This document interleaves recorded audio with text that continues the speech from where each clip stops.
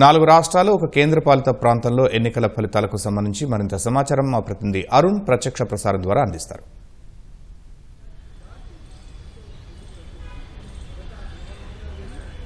Thank you. 5 రాష్ట్రాలు అంటే 4 రాష్ట్రాలు ఒక కేంద్ర పాలిత ప్రాంతానికి సంబంధించినటువంటి ఫలితాల ప్రక్రియ కొనసాగుతోంది.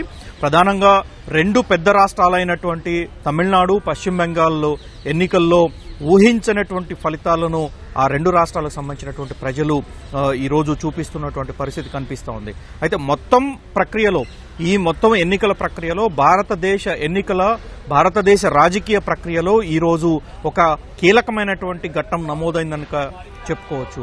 దాదాపు 33 ఏళ్ల పాటు పశ్చిమ బెంగాల్ని అప్రతిహతంగా పరిపాలించినటువంటి కమ్యూనిస్టుల కంచుకోట 2011లో దీదీ మమతా బెనర్జీ బద్దలు కొట్టింది. ఆ తరువాత త్రిపుర, కేరళ 2 రాష్ట్రాల్లో లెఫ్ట్ పార్టీలకు సంబంధించినటువంటి సిపిఎం నేతృత్వంలో ప్రభుత్వం కొనసాగింది. ఇప్పుడు దేశం మొత్తం మీద ఏ ఒక్క రాష్ట్రంలో కూడా వామపక్షాలకు సంబంధించినటువంటి ప్రభుత్వాలు అధికారంలో లేకుండా తుడిచిపెట్టుకుపోయినటువంటి ఒక కీలక ఘట్టము, చారిత్రాత్మకమైనటువంటి ఘట్టం ఈరోజు భారత రాజకీయ ముఖచిత్రంలో నమోదైందని చెప్పుకోవచ్చు. మిగిలిన రాష్ట్రాలకు సంబంధించి ఇప్పుడు ఎన్నికలు జరిగినటువంటి 4 రాష్ట్రాలు ఒక కేంద్రపాలిత ప్రాంతానికి సంబంధించినటువంటి ఫలితాలు చూస్తే కేంద్ర ఎన్నికల సంఘం ఇప్పటి వరకు ఇచ్చినటువంటి అధికారిక లెక్కల ప్రకారం పశ్చిమ బెంగాల్లో 294 సీట్లకు గాను బీజేపీ 172 స్థానాల్లో ఆధిక్యంలో 33 స్థానాలను కైవసం చేసుకుంది. దాని కొనసాగింపుగా తృణమూల్ కాంగ్రెస్ 72 స్థానాల్లో లీడింగ్లో ఉంది, ఆధిక్యంలో ఉంది. 10 స్థానాలను ఇప్పటికే కైవసం చేసుకుంది. కాంగ్రెస్ పార్టీ 1 స్థానంలో గెలిచింది, మరొక స్థానంలో లీడింగ్లో ఆధిక్యంలో కొనసాగుతుంది. సిపిఎం 33 ఏళ్ల పాటు రాష్ట్రాన్ని అప్రతిహతంగా పరిపాలించినటువంటి సిపిఎం మాత్రం 1 స్థానంలో ప్రస్తుతం అది కూడా ఆధిక్యంలో కొనసాగుతున్నటువంటి పరిస్థితి. మిగిలినటువంటి పార్టీలకు సంబంధించినటువంటి అభ్యర్థులు కొంత ఆధిక్యంలో కొనసాగుతున్నారు. ఇప్పుడు దీని లెక్కల ప్రకారం చూసుకుంటే, కేంద్ర ఎన్నికల సంఘం ఇచ్చినటువంటి లెక్కల ప్రకారం చూసుకుంటే 172 స్థానాల్లో ఆధిక్యంలో 33 స్థానాలు గెలుపొంది మొత్తం 203 స్థానాలతో పూర్తి స్థాయి ఆధిక్యాన్ని ఈరోజు పశ్చిమ బెంగాల్లో కమలదళం తమ చేజిక్కించుకొని ప్రభుత్వాన్ని పూర్తి స్థాయిలో ఏర్పాటు చేయడానికి సిద్దమవుతున్నట్లుగానే కనిపిస్తూ ఉంది. అయితే ఈ ఫలితాలను ప్రస్తుత ముఖ్యమంత్రి, ఆల్ ఇండియా తృణమూల్ కాంగ్రెస్ అధినేత్రి మమతా బెనర్జీ ఒప్పుకోవటం లేదు. ప్రస్తుతం ఉన్నటువంటి పరిస్థితుల్లో ఫలితాలన్నీ తమకు అనుకూలంగా ఉన్నప్పటికీ, ఫలితాలన్నీ తృణమూల్ కాంగ్రెస్ వైపు ఉన్నప్పటికీ బలవంతంగా కేంద్ర ప్రభుత్వ బలగాలను అనేక విధాలుగా ప్రలోభ పెడుతూ తృణమూల్కు సంబంధించినటువంటి వచ్చేటువంటి రిజల్ట్స్ అన్నింటినీ బీజేపీ ఖాతాలో వేస్తున్నారని దీదీ తీవ్రస్థాయిలో ఆరోపిస్తున్నారు. అందుకు తగిన విధంగానే ఈరోజు బెంగాల్ ప్రజలకు ఆమె ఒక సందేశాన్ని ఇవ్వడం జరిగింది. పూర్తి స్థాయిలో కేంద్ర బలగాలను రంగంలోకి దింపి బీజేపీ బెంగాల్ను తమ హస్తగతం చేసుకోవడానికి సిద్దమవుతుందని చెప్పి తీవ్రస్థాయిలో ఆరోపణలు చేస్తున్నారు.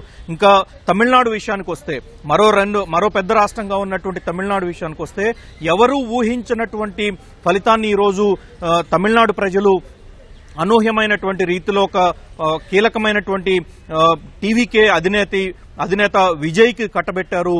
కేవలం 2 సంవత్సరాల 2 నెలల్లో పార్టీని స్థాపించినటువంటి 2 సంవత్సరాల 2 నెలల్లో అంటే మరొక కీలకమైనటువంటి ఘట్టంగా భారత రాజకీయ చరిత్రలో చెప్పుకోవచ్చు. 82లో పార్టీని స్థాపించినటువంటి అతి కొద్ది కాలంలో పూర్తి స్థాయిలో అధికారంలోకి తీసుకొచ్చినటువంటి నందమూరి తారక రామారావు తర్వాత అదే దక్షిణ భారతంలో మరొక సినీ నటుడిగా ప్రసిద్ధమైనటువంటి టీవీకే అధినేత విజయ్ పార్టీని స్థాపించినటువంటి 2 సంవత్సరాల 2 నెలల కాలంలోనే పార్టీని ప్రజల ముందుకు తీసుకొచ్చి పూర్తి స్థాయి ఆధిక్యం ప్రదర్శించి ఈరోజు ప్రభుత్వ ఏర్పాటుకు సిద్దమవుతున్నటువంటి పరిస్థితి. ఈరోజు తమిళనాడు ప్రజలు ఇచ్చినటువంటి ఒక కీలకమైనటువంటి ఫలితాలను మనం ప్రత్యక్షంగా చూస్తూ ఉన్నాము. ప్రస్తుతం తమిళనాడులో ఉన్నటువంటి ఫలితాల్లో కేంద్ర ఎన్నికల సంఘం చేస్తున్నటువంటి అప్డేట్ ప్రకారం చూసుకుంటే టీవీకేకి సంబంధించినటువంటి విజయ్కి సంబంధించినటువంటి టీవీకే పార్టీ ప్రస్తుతం 85 స్థానాల్లో ఆధిక్యంలోనూ 24 స్థానాలు కైవసం చేసుకున్నట్లుగా కేంద్ర ఎన్నికల సంఘం అధికారికంగా ప్రకటించింది. దాంతో పాటుగానే ఈ ప్రస్తుతం అధికారంలో ఉన్నటువంటి డీఎంకేకి 52 స్థానాల్లో ఆధిక్యం కొనసాగుతోంది. 9 స్థానాల్లో విజయం పొందారు. అన్నా డీఎంకే ఇప్పటికే 38 స్థానాల్లో ఆధిక్యంలో కొనసాగుతూ 5 స్థానాలను తమ కైవసం చేసుకున్నారు. పీఎంకే పార్టీ 5 స్థానాల్లో ఇప్పటికీ ఆధిక్యంలోనే కొనసాగుతోంది. కాంగ్రెస్ పార్టీ మాత్రం 4 స్థానాల్లో ఆధిక్యంలో కొనసాగుతోంది, 1 స్థానాన్ని కైవసం చేసుకుంది. అయితే ఇక్కడ ఉన్నటువంటి ఇంకొక సంకేతం ఏంటంటే టీవీకేకి అవసరమైనటువంటి విజయ్ నేతృత్వంలో ఉన్నటువంటి టీవీకే పార్టీకి మరొక 3-4 స్థానాలు అంటే అసెంబ్లీలో తమ బల నిరూపణకు అవసరమైనటువంటి 3-4 స్థానాలు ఏవైతే అవసరం అవుతాయో అవి కాంగ్రెస్ పార్టీ నుంచి తీసుకోవచ్చు అన్నట్లుగానే ఇప్పుడు ప్రస్తుతం ప్రచారం జరుగుతూ ఉంది. మిగిలినటువంటి రాష్ట్రాల్లో చూసుకుంటే కేరళలో గతంలో ఎన్నడూ లేని విధంగా కేరళలో గత 5 సంవత్సరాల క్రితం ప్రజలు ఎల్డీఎఫ్ కూటమికి మరోసారి పట్టం కట్టారు. అయితే రెండోసారి కేరళ రాజకీయ చరిత్రలో రెండోసారి ఒకే కూటమి అధికారం కొనసాగించడం అనేది చాలా అరుదుగా జరుగుతున్నటువంటి పరిస్థితి. అటువంటి పరిస్థితి పినరయ్ విజయన్ నేతృత్వంలోని సిపిఎం ప్రభుత్వం ఏర్పాటు చేసింది. ఇప్పుడు దాన్ని కాదు అని చెప్పి ఎట్టి పరిస్థితుల్లో ప్రభుత్వం మార్చాలి అనేటువంటి అభిప్రాయంతో ఉన్నటువంటి కేరళ ప్రజలు ఈసారి హస్తం పార్టీకి కాంగ్రెస్ పార్టీకి అవకాశం కల్పించారు. కేరళలో ఎల్డీఎఫ్ యూడీఎఫ్ మాత్రమే ఉంటాయి అనుకుంటున్నటువంటి పరిస్థితిలో ఎల్డీఎఫ్ ని పూర్తిగా పక్కన పెట్టి ఏకపక్షంగా కేరళ ప్రజలు యూడీఎఫ్ కు కాంగ్రెస్ పార్టీ నేతృత్వంలో ప్రభుత్వం ఏర్పాటు చేయడానికి అవకాశం కల్పించారు. కేరళలో ఇప్పుడు ఎల్డీఎఫ్ ఓడిపోవడంతో దేశంలో ఎక్కడ ఏ ఒక్క రాష్ట్రంలో కూడా వామపక్ష పార్టీలు తమ ప్రభావాన్ని చూపలేవు, పూర్తిస్థాయి అధికారానికి పూర్తిగా దూరంగా ఉన్నట్లుగానే ఈ ఎన్నికల ఫలితాలు ఎన్నికల సరళిని చూస్తే మాత్రం అర్థమవుతోంది. దీంట్లో ప్రధానంగా కేరళలో చూసుకుంటే బీజేపీకి గతంలో ఎన్నడూ లేని రీతిలో బీజేపీకి మాత్రం 2 నుంచి 3 స్థానాలు బీజేపీకి రాబోతున్నట్లుగా ఎన్నికల ఫలితాల సరళిని చూస్తే మాత్రం అర్థమవుతోంది. ఇక అస్సాంలో మాత్రం బీజేపీ తన ప్రతిభను తన సత్తాను మరొకసారి చాటింది. గతం కంటే కూడా మరికొన్ని సీట్లు అధికంగానే అస్సాం ప్రజలు ఈసారి బీజేపీకి కట్టబెట్టారు. కాంగ్రెస్ గతం కంటే తమ సీట్లు తగ్గించుకున్నటువంటి పరిస్థితి కొనసాగిస్తోంది. ప్రధానంగా అస్సాంలో చూసుకుంటే అక్కడ ఉన్నటువంటి పరిస్థితుల్లో ఎక్కువగా ముస్లింస్ తమ ప్రభావం చూపిస్తున్నటువంటి పరిస్థితి కనిపిస్తా ఉంది. ఆ ప్రాంతాలను ప్రత్యేకమైనటువంటి దృష్టితో చూసినటువంటి బీజేపీ అక్కడ ఎట్టి పరిస్థితుల్లో బంగ్లాదేశ్ ప్రభావం కానీ బంగ్లాదేశ్ నుంచి వచ్చేటువంటి శరణార్థుల ప్రభావం కానీ రోహింగ్యాల ప్రభావం కానీ ఎక్కడ ఉండకుండా ఉండేందుకు పూర్తి స్థాయి ప్రాతినిధ్యం వహించేటువంటి బీజేపీ ప్రాతినిధ్యం వహించేటువంటి అన్ని నియోజకవర్గాలపైన దృష్టి పెట్టింది. ప్రత్యేక కాన్సంట్రేషన్ తోటి ఆ నియోజకవర్గాల్లో బీజేపీకి ఏకపక్షంగానే ఓట్లు పడే విధంగా దృష్టి సారించింది. అందుకు తగిన విధంగానే కార్యాచరణ చేసుకుంది. కాబట్టి ఈరోజు అస్సాంలో 3వసారి ప్రభుత్వం హేమంత బిశ్వ శర్మ నేతృత్వంలో మరోసారి ప్రభుత్వం ఏర్పాటుబాతుంది.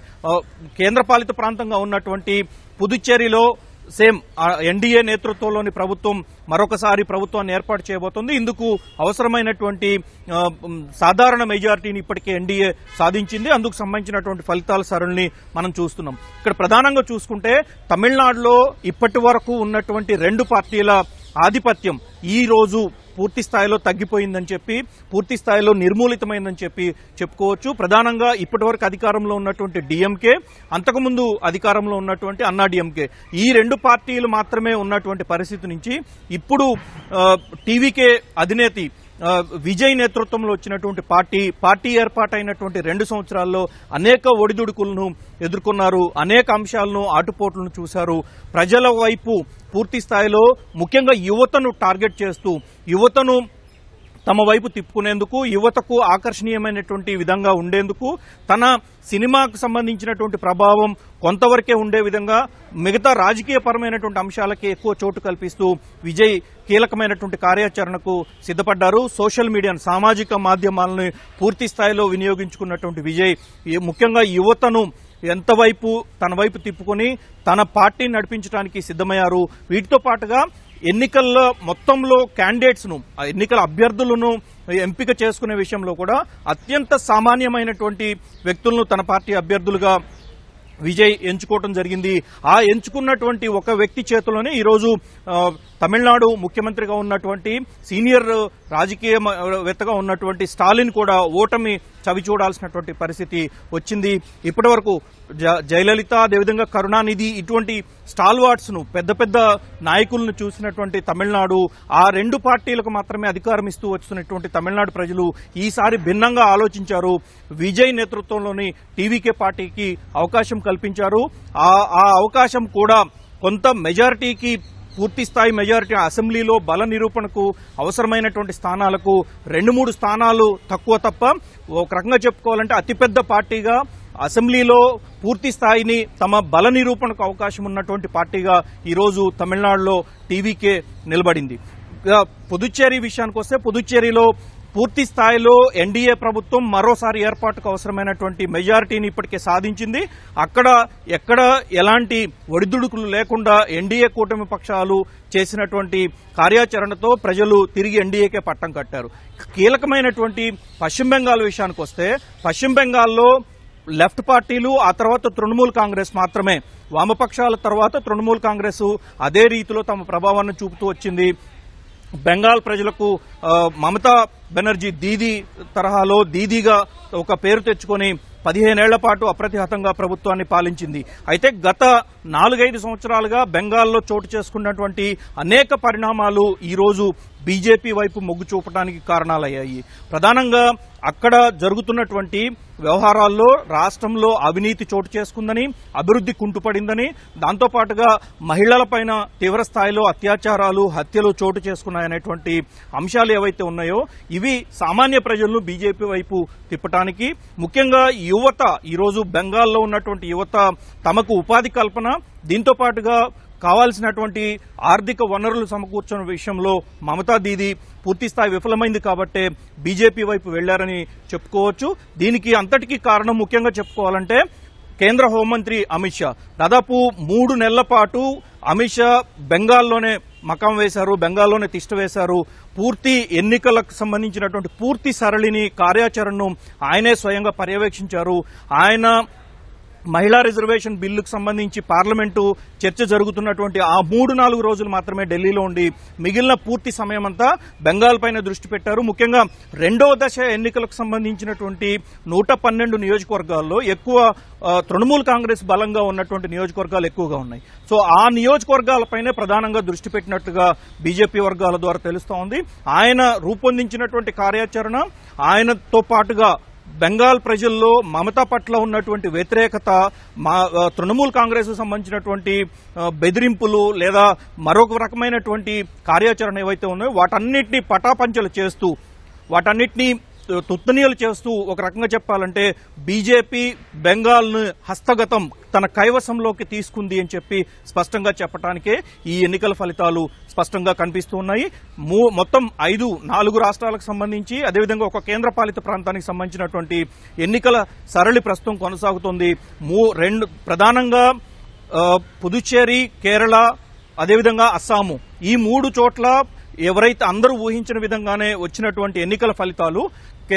తమిళనాడు, అదేవిధంగా పశ్చిమ బెంగాల్లో మాత్రం భిన్నమైనటువంటి ప్రక్రియ కనిపించినట్లుగానే చూస్తా ఉంది. ప్రజలు అందుకు సంబంధించి ఎన్డీఏ ప్రభుత్వం పట్ల తమకు ఉన్నటువంటి ఒక భక్తిభావాన్ని ఈరోజు బెంగాల్లో చూపించినట్లుగా కనిపిస్తా ఉంది.